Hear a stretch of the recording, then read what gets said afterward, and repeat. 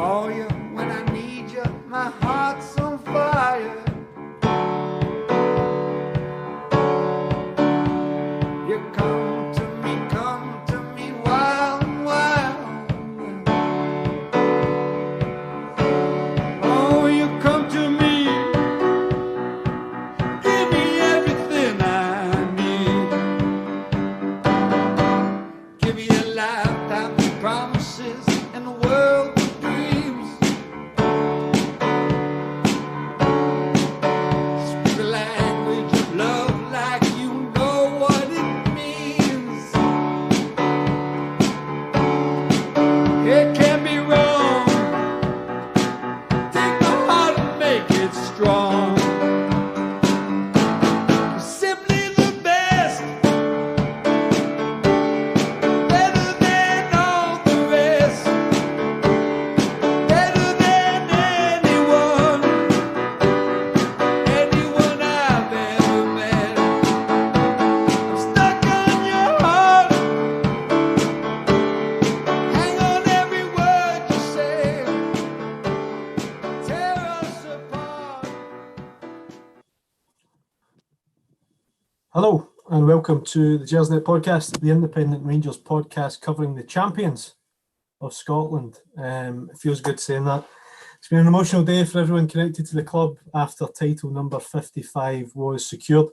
A day we've all waited a decade for, but makes it even sweeter to be celebrating yet another title win after so long.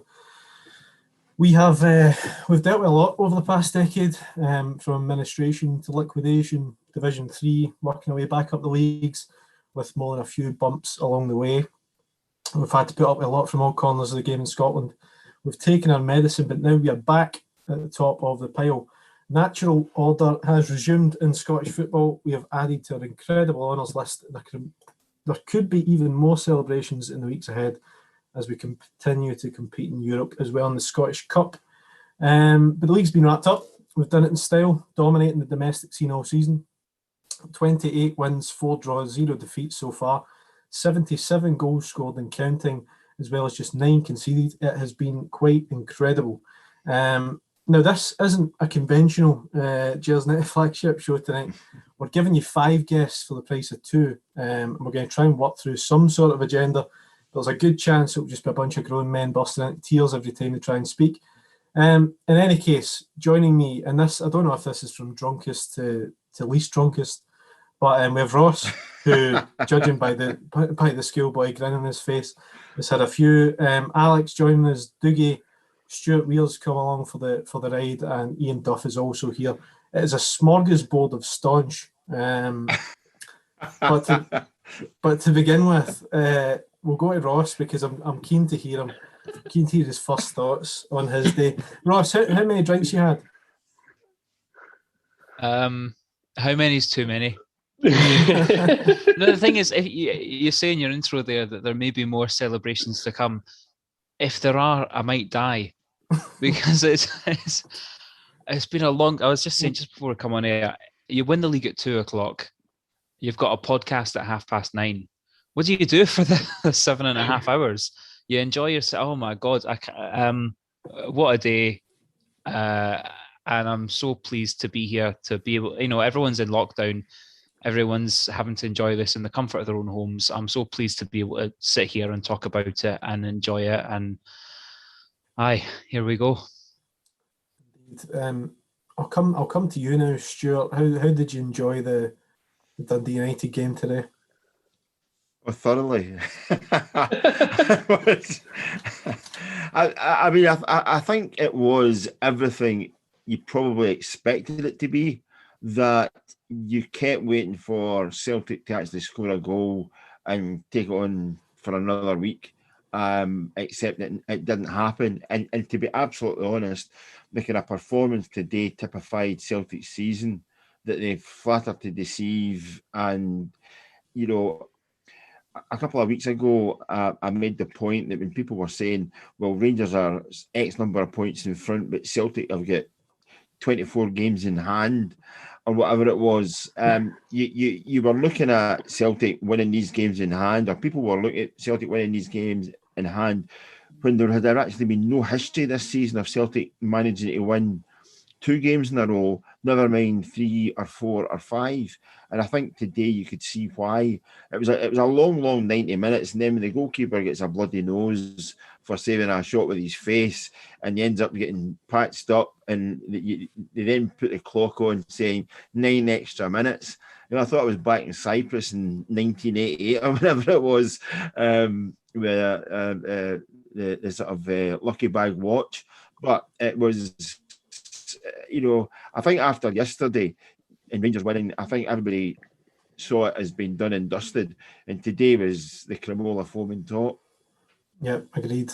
Ian, you're in a unique situation in England. Obviously, a lot of your mates down there will be looking at this, and we discussed this off air, but this achievement and what it means to us, obviously we know all about it, but you were just saying how unbelievable a story it is really for people outside the club.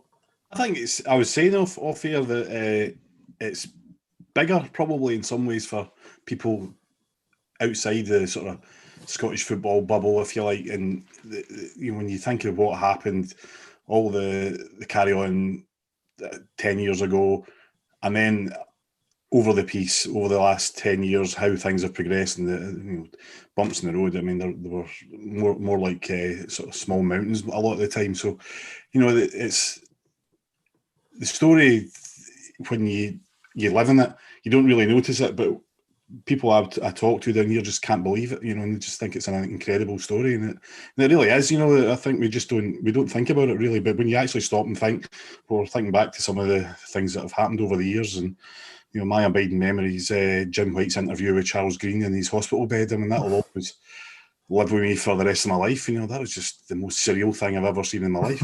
And yeah, it just seemed like another normal day in the life of Rangers at the time. So it was just really bizarre, but it's brilliant to be here now. Yeah, Dougie, talk me through your get up tonight, your outfit.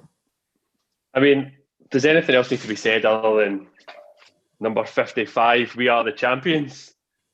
Agreed. It's a nice flag. My brother kindly dropped it off this evening to the house. Lovely. Alec, I've deliberately done this, Alec, just to let you sweat through well, because I was hoping that you would think I wasn't going to come to you. I knew about a million thoughts would be going through your head. So just tell me, what is going through your head at the moment, Alec?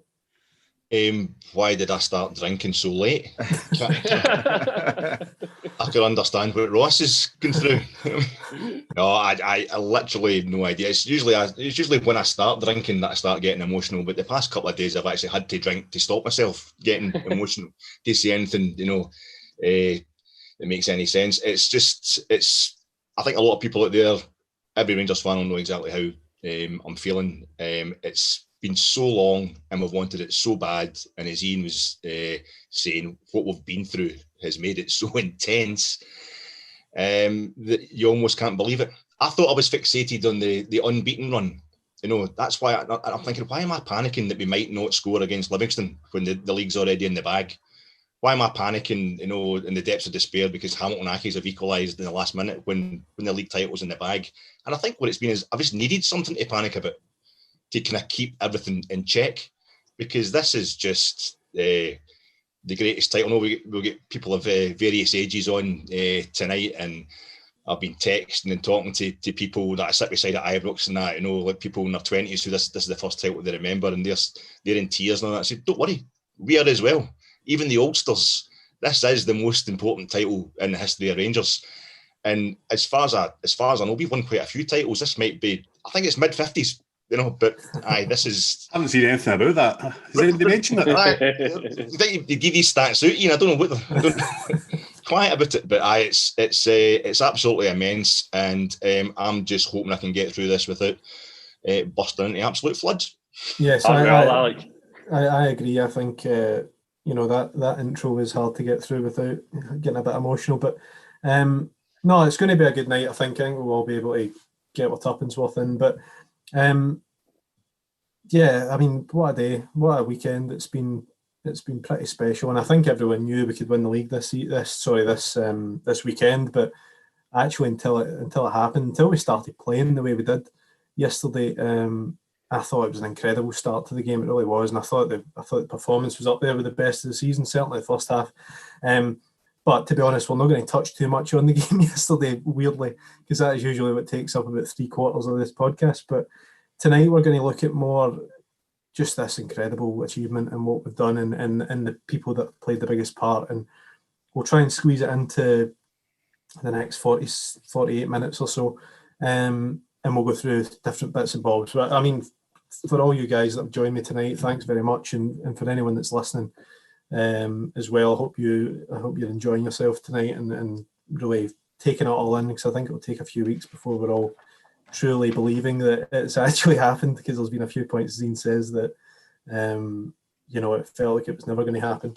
But anyway, it has happened. So let's talk about that. Ross, I'll come to you first. I've just mentioned there, yesterday's game was so fantastic and the scenes after were great. But I think there was the pessimists of us were a bit like, oh, Jesus Christ, surely not. But it was great just to get that result today, to just absolutely solidify our place as champions. Yeah, I think, like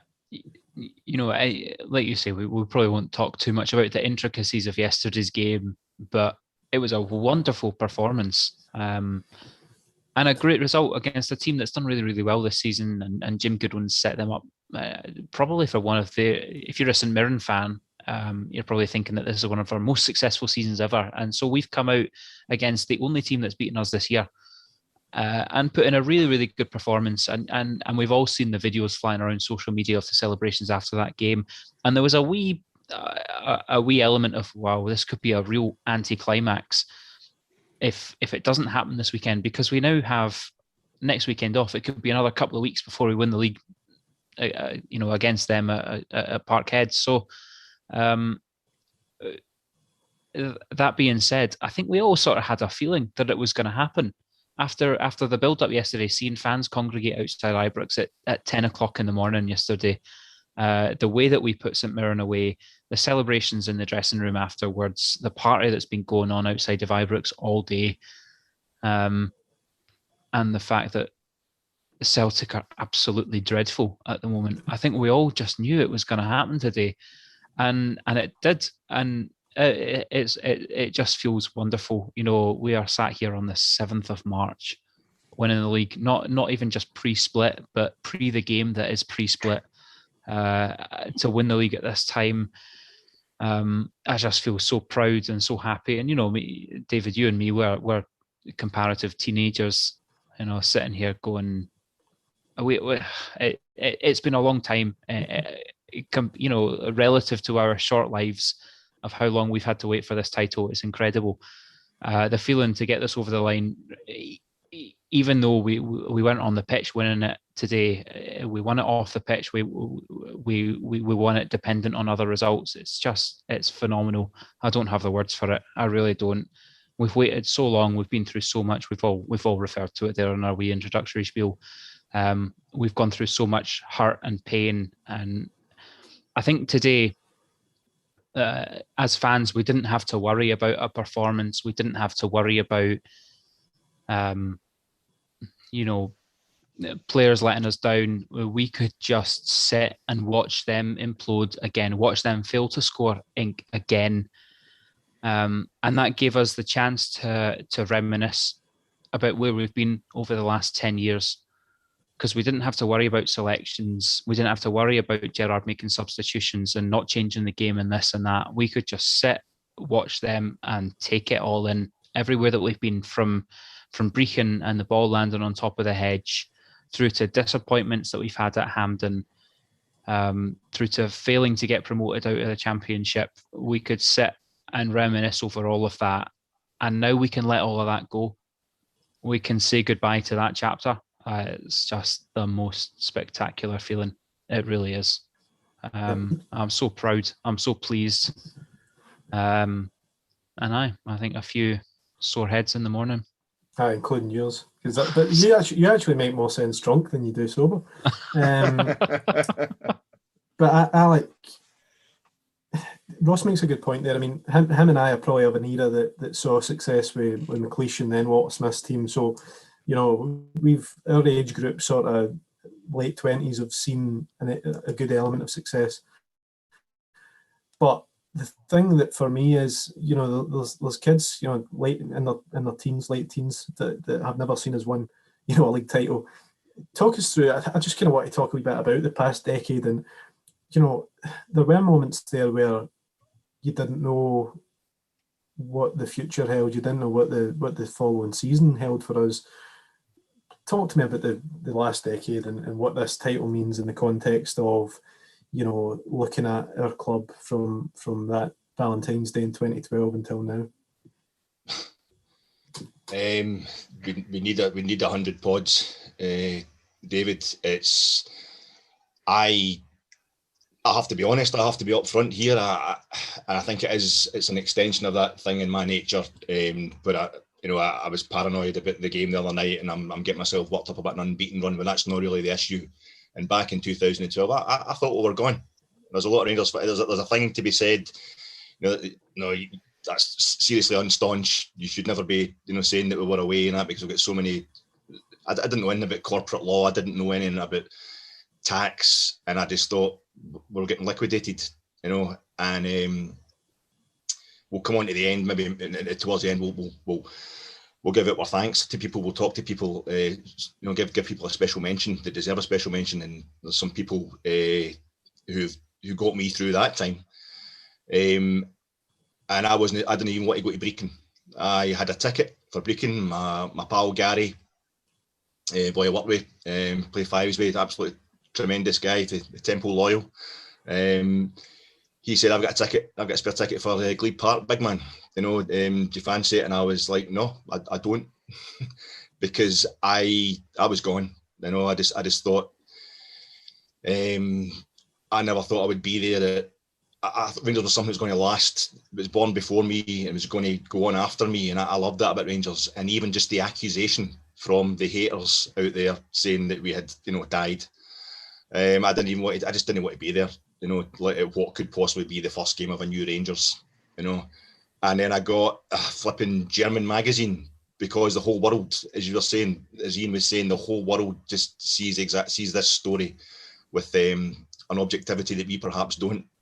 Because the whole world wanted to be there. A German magazine couldn't get, El Freund couldn't get in. So they got in touch with me and asked if that, when I was a Rangers fan, could you go on their behalf and do a report on this game? So I get back in touch with Guy, and the ticket was away. So I know the Rangers are in great hands, because there's fans out there who have a loyalty even deeper than me. And I was at Brecon that day. I saw the ball going in the hedge. And by the way, Ross, however much you've drank, just keep it at that. Your medication's absolutely perfect, mate, because you had me nearly going there. That was beautiful. But I was there that day, and I just couldn't believe that we were going to keep going. That it was going to. I thought there'd be a wave of loyalty that would eventually dissipate. As the reality of how long it was going to take us to get back up the leagues and win the title again would kick in. And Jesus Christ, the Rangers support just rose to the occasion. And don't be under any illusions. This isn't just Celtic's kind of bogus 10 in a row that we've taken today. That's just a bonus for us. That's just something to snipe about. That's just an added bonus. We were just wanting that title for ourselves. We were wanting 55, but it's not just their 10, their plastic 10 that we've taken off them today. We've also taken off Celtic their kind of self-appointed mantle as the great martyrs, the great romantic story of Scottish football. This is the greatest story in the history of Scottish football, what we've actually achieved today. Because if even guys like me, who had just all I ever thought about was Rangers, if even guys like me thought, no, we might not come back. I mean, I just went every week. I was still going every week. Just like, your pals are going, you couldn't get out of the habit. It was an instinctive thing. Then it really was bad. It really was bad times. And for us now to be champions of Scotland again is absolutely amazing. I was there. I was 8, coming on 9 when we won the league in '78. Won the treble that season, and then we didn't win it again until 1986-87 under Succe. I thought that was hard times. But we were winning league cups. We won about 4 league cups in that time, and it was Aberdeen and Dundee United that were winning the titles then, as much as Celtic more so. And it was just to actually not have a single kind of major trophy in the last 10 years, and you're talking about people who don't remember it. The wee guys outside Ibrox yesterday, and the wee girls as well. So many of those people, and we don't condone, the protocol breaking and that with the COVID, but to see them there when they've not even had a single major trophy in their lifetime to sustain them, to see them outside putting on a welcome for Steven Gerrard, that I was just so grateful that they let him know how much we love him and how much gratitude we owe him. I was just so grateful that they were there thanking him, that somebody was letting them know. And to see them doing that when they've had nothing to sustain them except just loving being Rangers supporters, it means everything I felt in 2012 has just been buried, blown out the water. This club will, once you've been through something like that, will never go away. And the last 10 years, it was horrendous, but by Christ, when you come back from something like that and you've survived it and you've excelled, it's just the most sustaining thing ever as a football supporter. It's been phenomenal. Yeah, agreed. It was interesting you mentioned Steven Gerrard there. Dougie, last night, obviously, our WhatsApp group was on fire, but it seemed like that I was getting videos of celebrations from all angles. But it was good to see the players let loose a bit last night, even though technically it wasn't over the line at that stage. But I mean, and then some of the videos were great. And then to see the manager doing a Klinsmann across the changing room, being covered in beer, was just one of the great sights of this title winning period. Amazing scenes, as you say. Rangers Twitter in particular was just amazing yesterday. It beats Casper Kent Day, that I'm sure everyone remembers very fondly.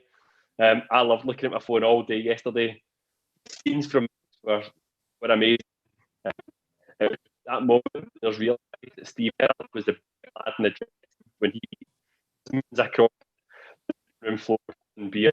It was amazing, and those winnings all. And my dad just now, things that my dad's always is it success. Gerrard said it in his interview. Sniff feels like to win at Rangers now. That sounds dodgy. So Steven Gerrard now has a sniff of what it feels like to win at Rangers. And I tell you what, he's going to want more. And as a Rangers fan, when you hear guys like Steven Gerrard saying he's looking forward to next season, man, that feels good. Yeah. Ian, I think the biggest thing for this season, and the thing that's been quite incredible, and I mentioned the stats at the top of the show, the consistency has been, I mean, see that, even that stat, the 9 goals conceded at home, I couldn't believe that even when I heard it yesterday. And I've heard this stat, I mean, you hear them every week, but you don't really take them in, and it wasn't until yesterday I was thinking 9 goals in, I think 16 games. It's been unbelievable, and actually the level of performance, not only to win games beautifully and brilliantly like yesterday, but when you look at the Livingston game midweek, and we really dug in, and that was probably the first time this season where I've felt like we were champions in that sense, and we were grinding out victories. But it was great to see us do that and then play like we did yesterday. But I mean, the consistency's been incredible. Yeah, I mean, it's frightening really when you look at the home record this season, 100% record. So I'm not sure how many games it is now. Is it 16 or something like that at this point? And and even in the best seasons we've enjoyed. I mean, I've seen Rangers win the league. Well, I've been alive when Rangers have won the league 20 times.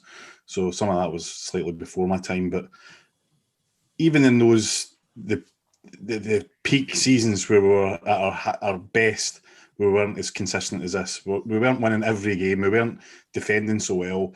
We weren't getting results where we weren't playing as well. We would drop points or we would lose games. This season, it's been one of these cases where you just thought, they're going to do it. I mean, there's been maybe 2 or 3 games over the course of the season where that hasn't quite been achieved.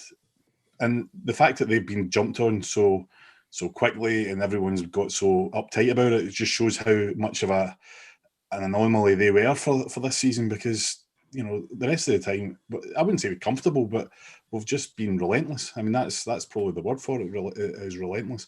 And it's been great to see. And it's been a style of football that I've not seen Rangers playing since the Dick Advocat era, and even then it was, that was more about bringing in the best players, whereas this is more.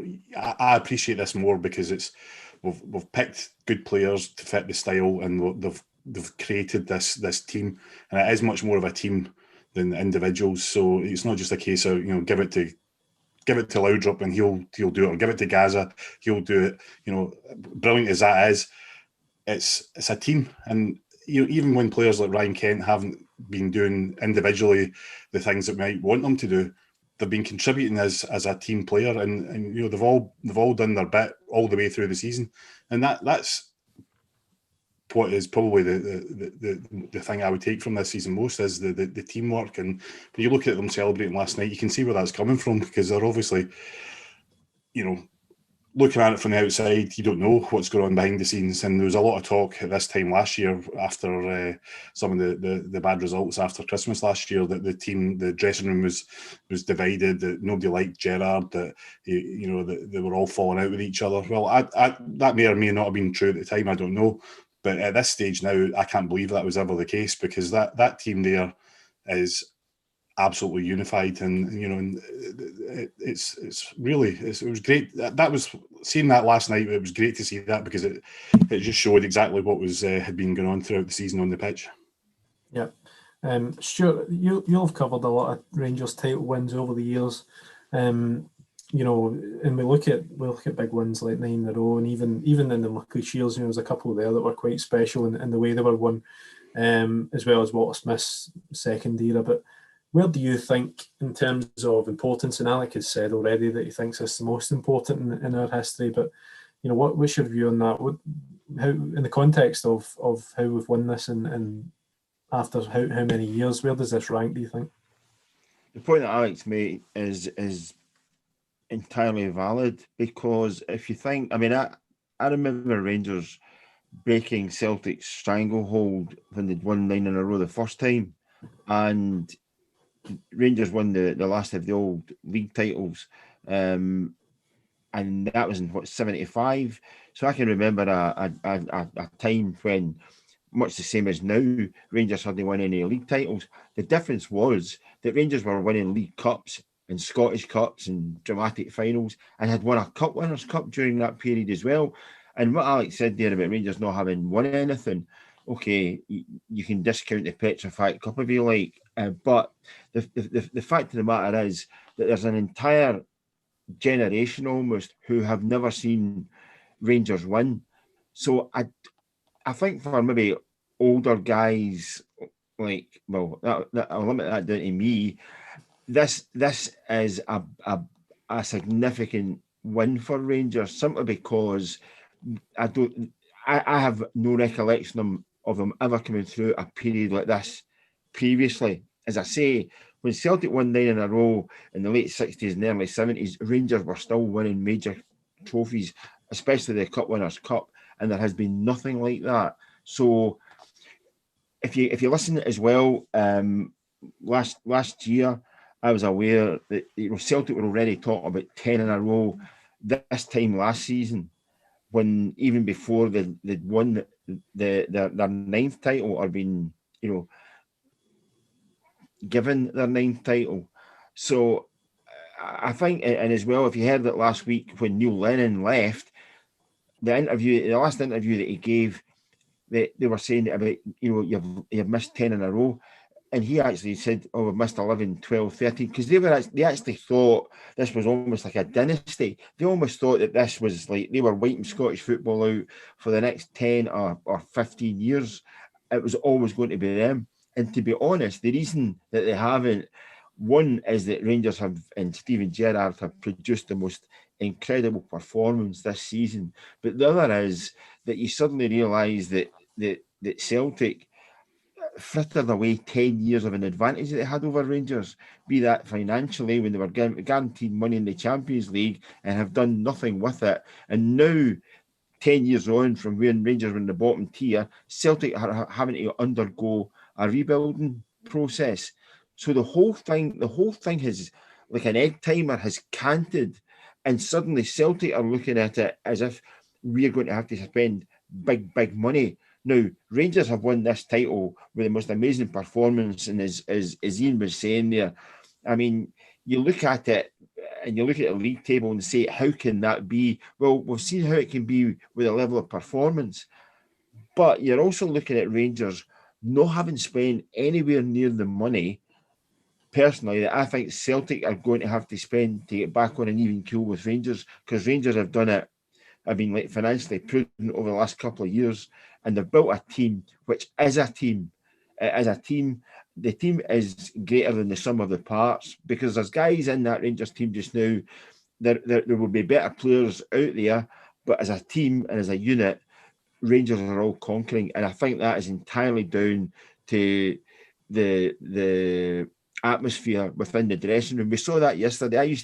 I was very lucky years ago when you would go away to Choco and training trips, and you would see Ian Ferguson sitting down with Peter Hustra, or you'd see Davy Robertson sitting down with Mikhail Lachenko blithering away, and you'd be saying, I didn't realise there was any kind of relationship with these guys, but you saw that yesterday. That team was really gelled, and everybody was in it for the greater glory and the bigger picture.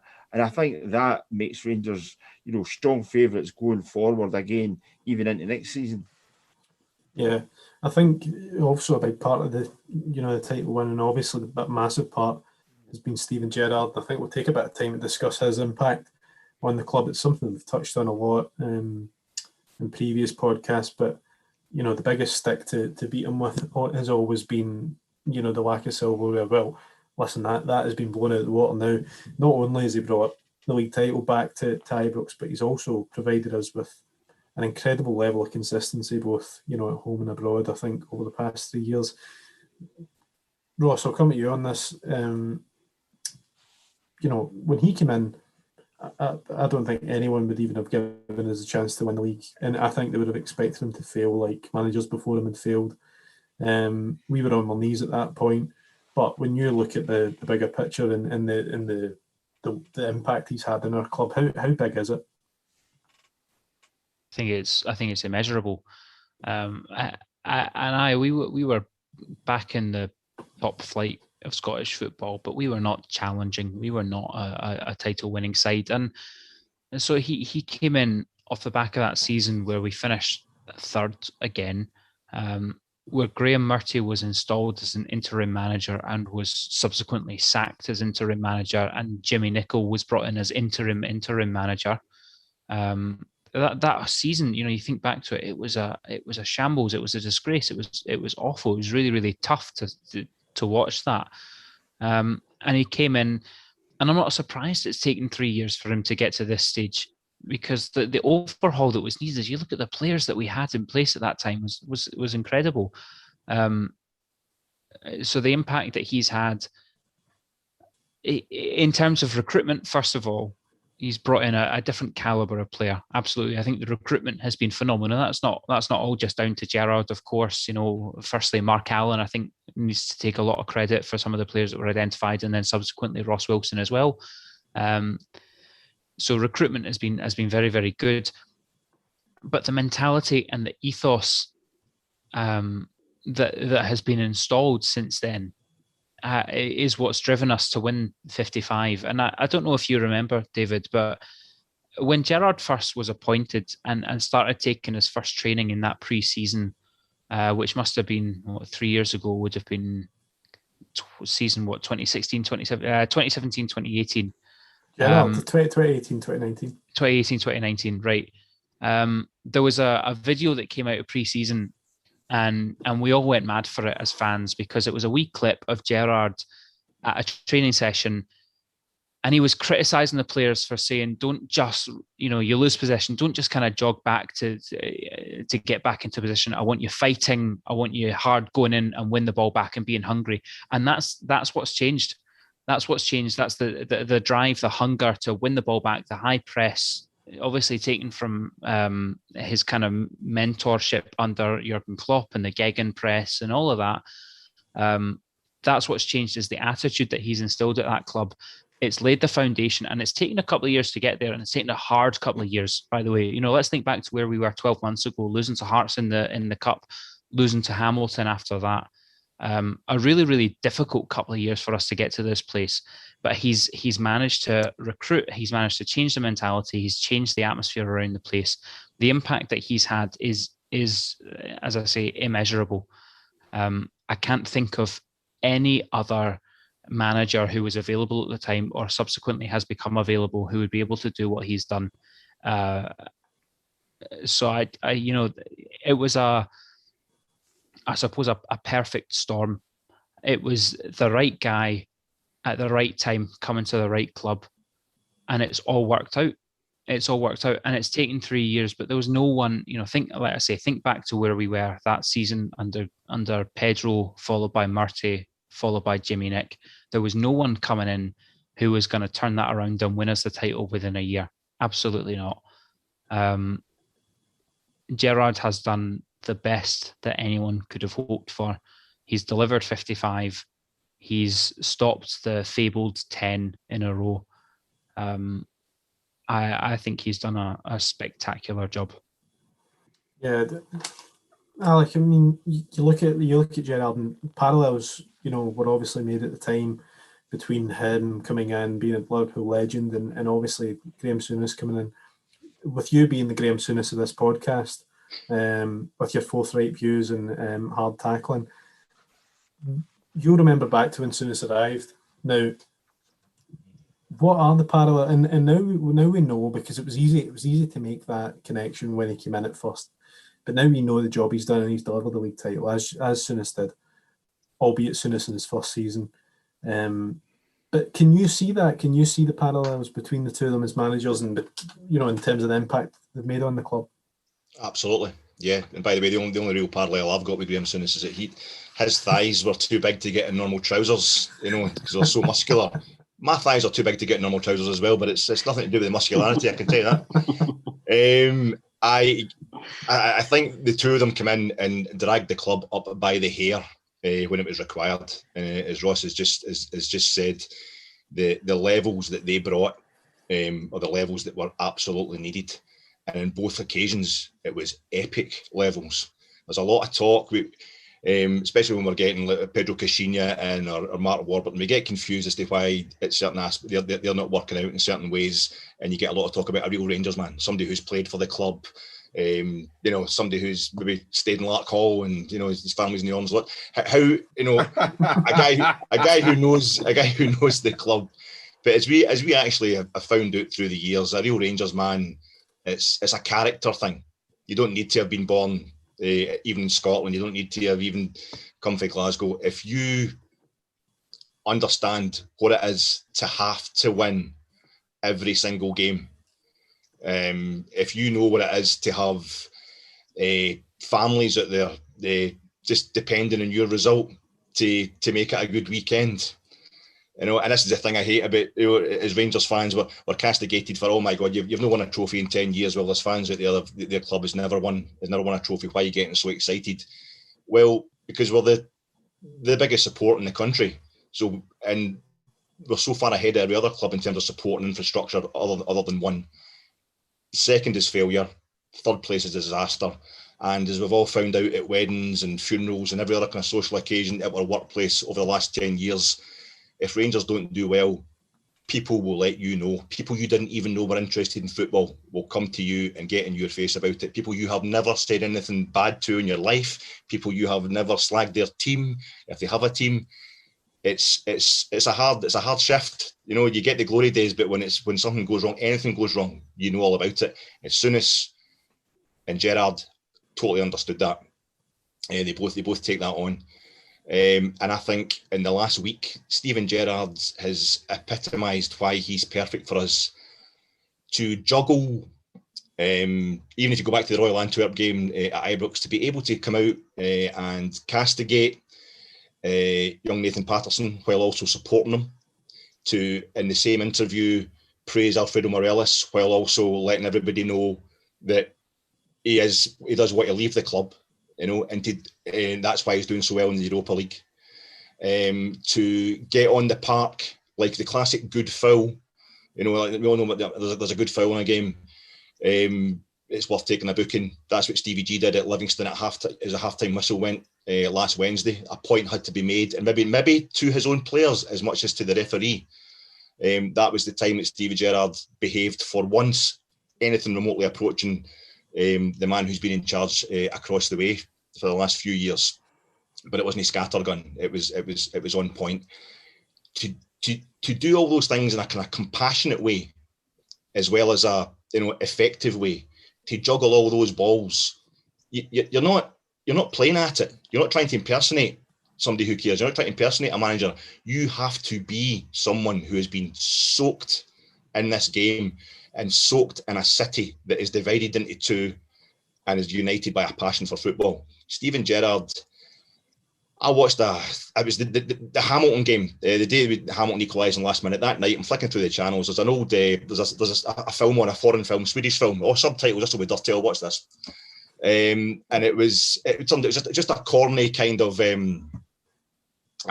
melodrama. Long story short, an older lady who's been married for 40 years, she gets divorced, she's sick of her husband, and to pass the time, she ends up taking on a local football team, local kids team, and she knows nothing about football. But she's got to give them the kind of Hollywood style, the kind of trope at the end, half-time rousing speech. And she doesn't know how anything about football. And what she just says to them is, Gerrard. Because earlier in the movie, somebody has tried to explain to her what is beautiful about football. And the only thing she remembers from what that guy was telling her is Steven Gerrard. And he just said, and he talks about the 2005 Champions League finalist character, and the only person's name he mentions is Steven Gerrard. We have a manager who's an international synonym for coming back from the dead and bringing glory back to us. The other thing he's best known for is not winning a league title. And I'm just so glad that in Steven Gerrard bringing us back to the ultimate glory from the brink, we've also been able to give him the league title that he needed. The man's an absolute legend, and if he left tomorrow, I would never have a bad word to say about him, and I don't think any other Rangers fan would. It's been a pleasure to have him at our club, and I just hope he knows how much we love him. Yeah, I agree with that completely. What was the question? Sorry, mate. I was sort of wondering where the Swedish film thing was going. I was kind of dreading where we were going. I've got a collection. I'll just... Oh, worked out all right. Worked out all right. Just on that point, Dougie, it's interesting because you look back to, not so long ago. It was only a year ago, just around this time, maybe a wee bit earlier in February, when we lost at Tynecastle that night in the cup. That was a pretty bruising defeat, and I think there was genuine fears that Gerrard was considering, can I get this going? Can I get this team back to any form of glory? And then COVID comes, and he and his coaching staff obviously gone away and thought about what was going wrong, how best to fix it, and I mean I think they probably fixed it. I don't know, but I mean, what does that say about him and his staff, that they could go away and be so sort of self-critical and look within themselves and find the answers? As I answer this, I hope most people can hear me after my last connection problems. But yeah, thinking back to that Hearts game, I was chatting about it tonight to my mates, and Gerrard said in his post-match press conference that he was reassessing his position as manager of Rangers. And you've said it. You've said it yourself, David, and Alex has made a separate point. There's two things in my head just now. One, from a mentality perspective, as Alex said, I don't think there's many people who could have fought their way back from the position that we were in at that point, the defeat against Hearts.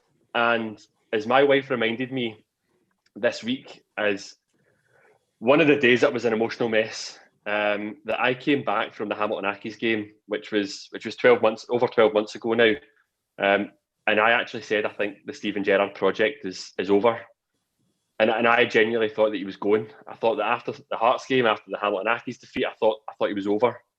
And one of the things that you interestingly said there was around COVID.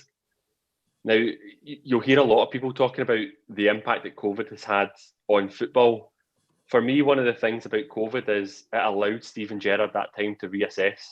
I genuinely think there's a huge part of our success. It comes down to that period where Gerrard and his backroom team could sit down together and could talk about what's going wrong and what do they want to do differently. And I'm sure it's definitely one of the post-match press conferences I've watched recently. I'm sure Gerrard touched on the Zoom calls that he had with each player individually and with the team as a whole. And I can only imagine what a Steven Gerrard Zoom call is like. I imagine Steven Gerrard sitting down with each player individually and setting out exactly what his standards are of this football club, because he's a man who's set the standard since the day he walked through the door. And, you know, I know there's a lot of love for Steven Gerrard today, and it's deserved. He's not alone. You could literally go through his entire backroom team just now and just say a massive thanks to each and every one of them, because for me, they've all played an enormous part. And the most exciting thing for me, and I said it in the last time, and I don't know if it got cut off, is Steven Gerrard spoke post match last time around at Livy, that he's just got the sniff. This is a man who, as everyone's talked about, he's had a lot of success in his career as a footballer. Jamie Carragher's talked about he's immersed himself in everything that's Rangers. This is a man who gets it. From the minute he drove towards Ibrox yesterday, St Mirren, he gets it. He gets what it means to the supporters. This is a man who's here for a few more years yet. And I tell you what, we've got a lot more to win this year. You know, we've spoken about what's on the table. We can go invincible this year. There's a Scottish Cup now to be won. Who knows what we can do in the Europa League? And then next year, it's all about retaining. And I am genuinely excited about what Steven Gerrard can do with this Rangers team. Yeah, that's a good point about, you know, there is still quite a lot to play for. Ian, in the sense of, you know, Rangers, and certainly for myself personally, I love the traditional Rangers. I love the sort of historical stuff and the way managers conduct themselves at Rangers. And there was always a worry for me, you know, going through all these managers that we've had over the past 10 years. There's never really anyone that deserved to be in the seat. I never felt long term. Gerrard's the first one probably since Walter Smith where I've felt that what he's achieved has solidified himself, you know, his status as someone who's very highly regarded by the club. What I want to ask is, do you think that this title win in this season solidifies his place as a club legend? I'm always a bit wary about the word legend because everyone's got their own idea of what it means, and you know, it gets used quite a lot now in terms of people that probably aren't legends, and you've got to earn it. I think in one sense, yeah, he definitely is, because he's done what we all wanted him to do, and he's done what a lot of us thought was never going to happen, is that he's won the league back. He's taken us to a level where we're stronger than in Europe than I think we've been in. Even in the season we got to UEFA Cup final, you know, we got there through hard work. He's created a team here that can compete properly at that level. Whether we can do it to the next level or not, we'll see next season. But so in that sense, and in what he's achieved, and just even in winning this league alone, yeah, legend. Whether that is a long-term thing in 2 or 3 years, will we still be calling him a legend? I don't know, but I to be honest, I don't really care. At the moment, all that matters now is he's achieved what he's achieved, and that's the main thing. I mean, he came in as a player, a world-class player. None of us knew whether he was going to be a good coach or not. None of us had the faintest idea of what his coaching abilities were going to be. We knew he was a name. We knew he was going to put us on the map. We knew he was going to help attract great players or better players than we were getting already. But we didn't know whether he actually had the ability to turn those players into a team that were capable of winning things. And there's plenty of examples of world-class players who just haven't got that ability, because part of it, I think, is they can't work with people who aren't as good as they are, and they get frustrated, and they don't know how to motivate them. They don't know how to get them playing for them. And that's sometimes why people like Alex Ferguson, who were average players, are much better at managing teams. Gerrard initially maybe seemed as if he was a similar type, that you could see an awful lot of frustration with him in the first couple of seasons, where players weren't doing what he thought they should be doing, they weren't performing to the levels that he thought they should be performing to. I think he's developed over the years into accepting that and knowing how to deal with that, and I think a lot of that is probably down to his background team as well, and those guys who are able to bring out the abilities of these other players.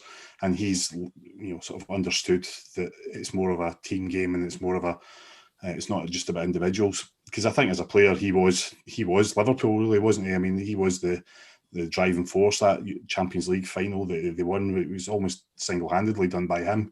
So he's probably used to that. And whereas he's developed over the last few years, this ability to actually work as part, or have his players work as part of the team. So he's not bothered if these guys aren't as good as him or as good as he wants them to be, because he can see what they're doing and they've all got a job, and as long as they do the job that he wants them to do, then he's happy. And I think that is how he's changed over certainly in the last 12 months. I mean, even a year ago, you could see that frustration after the Hearts game. I think nobody would have been surprised if he'd left at that point, but I think he's maybe just had time to look at what he thinks a manager should be doing. Yeah, Stuart, I'm interested in this point, just finally on Gerrard, in the sense of on the training pitch, in the dugout, he's been a revelation for us. But I'm interested in the in the terms of the club as a whole. Certainly this season, it's felt like he's had a lot more power in running the club, like an old-fashioned manager. Has that been something you've picked up on, just the change in his ability to control the narrative? Because even up until he joined the club, and then beyond that, probably there was always our ability to control the narrative and have the best sort of image as a club was never on point all the time. But it seems to be this season that Gerrard has sort of begun to manage the club rather than just the team. I think actually what's happened is he's grown into the job. He's been here for 3 years, and if you like, the first 2 years were building a team and trying to build a reputation and playing by the rules. And I think he realised now in his third year, and it's time everybody else played to his rules, be that the team or authority or maybe even those on high within the club, and stamp his authority on the club and make it his team and his club. And I think that's what you're seeing. You don't win 100 and odd England caps, and you don't win a Champions League. And as Ian said, you are not a guy that basically carries a Liverpool team for the best part of a decade without having being steel-willed to drive people and other folk forward and drag them with you. And that's probably the most difficult thing. You might have the ambition, but it's taking people and instilling that same dream with them. And I think that's what he's managed to do. A classic guy in terms of as Ian says, a world-class player. And it's very difficult to impart what you do without thinking into somebody who's got to then think about it. The guy who did that and ended up doing it and becoming a great coach, Davy Cooper, there were two players, those that could play and those that couldn't play. And the ones that could play, you spent time with them, and the ones that couldn't play, you just made sure they gave you the ball. And all of a sudden, you realise that if you showed people different things, they will become better players and better team players. And I think that's what Gerrard has done. Gerrard has taken individual players and has said, this is your job, this is what I want you to do. Gerrard's done a fantastic job, but somebody touched upon it earlier, and I'm not quite sure who it was. It's like, if you look at the coaching that Rangers have done as well, the coaching, I spoke to a couple of ex-players and a couple of ex-managers and the likes about this Rangers team and how they go about their business. And they have said, each and every one of them have said, this current Rangers team is coached to within an inch of its life. If somebody goes out of position, you fill in. If somebody's dragged in this way, you do this. If somebody else, is supposed to go forward or bomb forward, somebody else cover the space. The only time it hasn't happened this season was because, and you have to give credit where credit is due, was Jim Goodwin came up with a game plan to stop Rangers playing in the areas that they're most comfortable in. and he's the only guy that's done it. But see, by the time the following game came around, Rangers had actually come up with a plan B and a plan C to actually counteract anybody that was trying to do this. And I think that going forward is a measure of where Steven Gerrard is, not only as a coach, but as a manager and a man manager. And when I say man manager, I don't just mean players. I mean setting the narrative within Scottish football, be it in the press or be it with authority, and also having a voice when it comes to decision making upstairs at Ibrox. Yeah, that's good. That's a good point. No, I'm aware of time. We're sort of running out of time. We did plan to. We're only into the first hour. We're here until midnight. We did plan to go and speak about the players a wee bit. I think just to touch on maybe a few of them. I think special mentions for me in the current team: James Tavernier and Alfredo Morelos, who have probably taken as much stick as any other players in our recent history, both from from opposition fans, whatever. But they've stuck with it and they've got their just rewards. I think Stephen Davis and Alan McGregor, have shown their experience this season, and really all the players. I mean, you would have to mention them all, and the impact they've had. What I was keen to do for the last sort of part of the show, I've added in a wee bit about just some final thoughts from all the guests tonight. An open forum, really, for all of you to share your views on today, what it means, who you want to thank. You can cry, you can scream, you can do whatever you like. So, for instance, I think the biggest thanks that I could give to anyone within the club would be obviously the people who stepped in and saved the club, really, when we were under the most horrendous circumstances in 2014. But I mean, as well, in a more personal note, I mean, when I look at this title and what it means to all of us, I mean, thank my own dad for taking me to watch Rangers when I was 8 for the first time, to be able to celebrate this today and to just soak it all in. I think, for me, it's still not sunk in. I still can't believe it's actually happened, because it's felt like it's been a long few months since October when we beat them at Parkhead. It's been a pretty full-on couple of days. I think it will take a few days for it to sink in for me, but that's my biggest thing. I think the people that saved the club, certainly in 2014, I think was the biggest moment in our history. But I'll come to you first, Alec, because I'm scared that you'll start crying if we go around everyone else. So if I get to you first, then you can do it. Then you can just cry on mute, and everyone else can get their turn. So, what are your thoughts? Who would you like to pay tribute to, or what would you like to say as your final thoughts tonight? Well, my wife, for just being an absolute legend. She has strong Rangers sympathies. Not somebody who goes to the games, but in the last 10 years, we've lost. She's lost both her parents, who both had strong Rangers sympathies. And it's been hard going, and you're looking to your team to sustain you through that. And the team were going through a terrible time, and that leads me to the less personal, but in some ways just as personal thanks. For me, there wouldn't have been a club. I'm not. You're absolutely spot on, David. You're so spot on. The people who come in to properly save our club at a boardroom level. But for me, there would have been no club if it wasn't for Ali McCoist, who I think did something that only Willie Waddle has. Willie Waddle's the way he dealt with the Ibrox disaster, the way he basically put the club on his back and carried it. In the wake of that, I think Ali McCoist is maybe the only man in our history to face something like that, because there was 5 minutes to 5 weeks where he was the club. He was the one we all looked at. He was the only link. But most of all, it's the other Rangers supporters for me. It's the other Rangers fans who kept us going, and at times kept me going. So I'm just going to raise a wee glass. And to all you guys at Gersnet, I've just come along this season, but all you boys here, Frankie behind the scenes, who's done a fantastic job. I used to have to check in with you in previous seasons to keep me going, and Colin Armstrong, a legend who's not there tonight. I just want to thank every Rangers fan out there, and enjoy this, guys. 55. Cheers. Stuart, in terms of what Alex said there, who do you think is the one who deserves the most credit for what's taken place over the past few years, or who are they rather than just one person?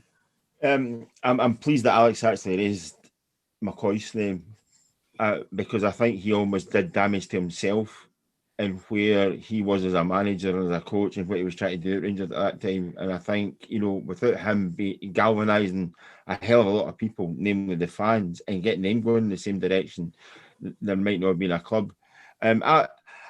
Listen, I think Rangers are in a position just now that's down to certain things, and I'll only take it over the last couple of seasons, and that's to do with the players. The players now have a belief. I think there were two sets of circumstances this time last year that happened that have assisted Rangers.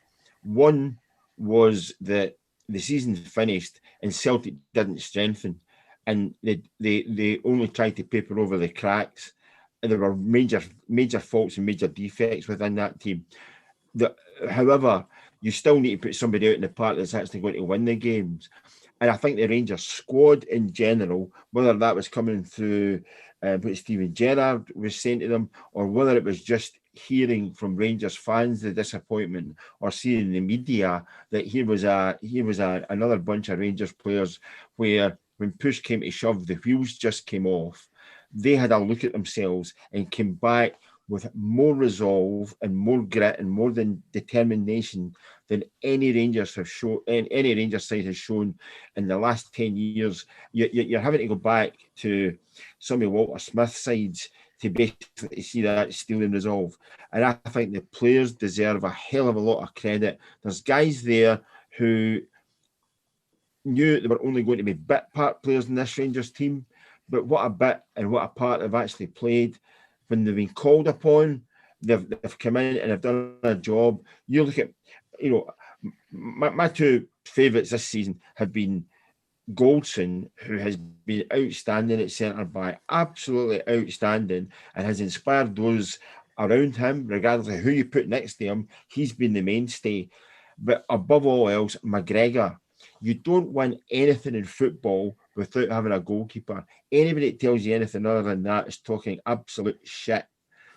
And I go back to 92-93 season when Rangers went 44 games unbeaten, went unbeaten in Europe and won the domestic treble. And Andy Gorham won both the Football Writers and the Players Player of the Year award. Why? Because he made the saves that counted.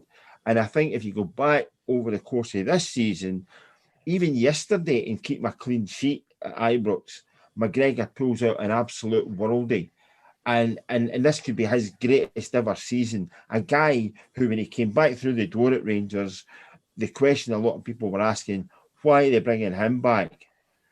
I don't think Steven Gerrard would have had the wool pulled over his eyes by a 30-odd-year-old goalkeeper saying, I can still do this, without actually seeing something in training that means he could do it. So all in all, a great many people to thank, but I think one guy who deserves special mention is Alan McGregor. Ian, what's at the forefront of your mind when you think back to this season and just the context of this last 10 years? Well, I think the one person who's not been mentioned so far, I agree with everything that everyone said so far, but the one person who's not been mentioned so far was Sandy Jardine. Obviously no longer with us, but I mean the way he came to the fore 10 years ago, stood up, galvanised the support, represented the support and took on the fight on behalf of the support, was just incredible. And without him and without Ali McCoist, I think there would have been an easy way that the Rangers fans could have. I don't think we would have walked away from it, but they needed that. They needed to be energised in some way, and those two guys did the job. And Sandy Jardine did an incredible job. Then on the pitch. For me, the guy that I'm really pleased for right now is James Tavernier, because he has taken so much crap over the years from both, to be perfectly honest, Rangers supporters and non-Rangers supporters. And he came in and he's gone through difficult times under Warburton and then Pedro and all the others that were around those two. And he's come through it strong, and this season he's been immense. And I know it's sort of leveled off a little bit in recent weeks, but his contribution at the start of the season was absolutely amazing. And I'm so pleased for him, because he's there's people who say he shouldn't be a Rangers captain. He's not got it. He's a loser, serial loser. I mean, he's really defied that completely, and he's never hidden at all either, which is for me is the main thing. He's stood up to be counted, and I'm so pleased for him now that he's going to be a Rangers championship winning captain, which obviously is, and I hope he's back in time for the next game that he can lift the trophy, or whenever they do it. Dougie, what are your final thoughts for the evening? David, I think the guys have said it perfectly. We've been on one hell of a journey over the last 10 years, and you could literally spend an entire podcast thanking everyone that's been a part of it. For me, it's special thanks to those individuals who have put themselves above the club, above their own lives. And, Alex mentioned Ali McCoist. I backed Ali McCoist as manager, but it was what he was doing off the field that I backed more than anything. I marched with Sandy Jardine. I stood when John Brown was protesting outside Ibrox to the Spivs. And what we've probably not mentioned in detail is 6 years ago, 3 men came into Ibrox and they made a huge difference to our club. And we wouldn't be where we are just now if we didn't get the Spivs out. And, these guys have come into our club, and they're the ones that we've got a lot to thank for. They've the ones that have put their own money into this club. I know that each of us as supporters have backed the club greatly with their own season ticket money, buying the merchandise. These guys have put in millions of pounds to this football club. And as we all sit here and raise a glass tonight, I just want to thank these guys that have put themselves out there and put Rangers to the top of their priority list. Thank you very much to the 3 Bears. Yeah, Ross, my Gersnet brother. Some weeks we've got to rouse ourselves after a pish result to come on and host this. Not so much this season. It's been very, very good this season. But your final thoughts for the evening. Well, we've had some tough times over the last 4 seasons, however long we've been doing this. But actually, that's a really good summation there from Dougie. I marched with Sandy Jardine. I protested with John Brown. And actually, when you hear it like that sums it up.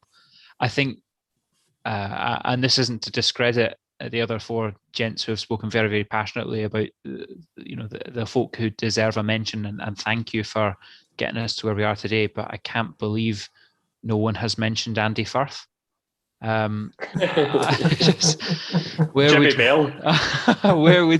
would we be without that wee Scouse lad not playing but celebrating harder than any of us? So I'd like to thank Andy Firth, and I'd like to thank every single person on the organising committee of the Veolia Trophy, because without that, I don't think we'd have had the confidence to do it this year. So to those gentlemen, I say a sincere thank you. You've allowed us the opportunity to really enjoy ourselves. You've given us the confidence to go on and take Scottish football, European football, world football by storm. And I'll never forget the feeling of, we've had some phenomenal results this season, whether that's in Europe, against Benfica, against Antwerp, against Galatasaray, whether that's domestically, yesterday against St Mirren, beaten Celtic twice so far, but does anything top the Veolia Trophy? Probably not. And I think those are you talk about Dave King, you can talk about Ali McCoist, but nothing tops that for me. It's been a hell of a year from start to finish. Agreed. David, I really hope that the rumours of Amazon videoing this season is true. I would love a series to appear on Amazon for us supporters to watch behind the scenes what's happened this year, and potentially, who knows, what's happened behind the scenes in previous years. I would love a documentary. I'm visualising Ross going on holiday here with the trophy tattooed on his calf. Or the Veolia. Exactly. Okay. With people in Marbella saying, "What the fuck is that?" Excuse me, Stuart. I don't holiday in Marbella. Right, I'm bringing this to an end because it's going a bit rogue. But no, listen, this has been, I mean, to get the opportunity to be on this on the night of 55, to have the opportunity to host it has been magnificent. I did try and talk Colin into hosting tonight because I felt, he is, I think it's got to be said, Colin is Mr. Gersnet. I'm sure he'll be back for his usual preview show because he is an emotional so-and-so, so I'm sure he's enjoying tonight with his family. Maybe at George Square, who knows? I don't know. I'm not confirming that, or I don't know. But it has been quite the journey for our club and our supporters.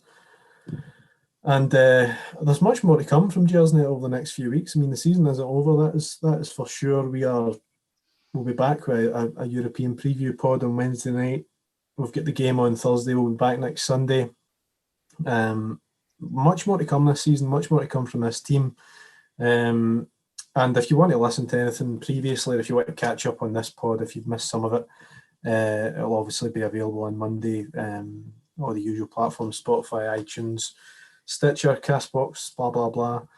And if you like what we're doing, please like us on social media, whatever else, the usual stuff. I'm emotionally exhausted, so thanks to all you guys for joining me tonight. It's been a good laugh. It's been good to reminisce a wee bit and look at what's been an incredible day and an incredible weekend. 55 is here. We are the people, and good night.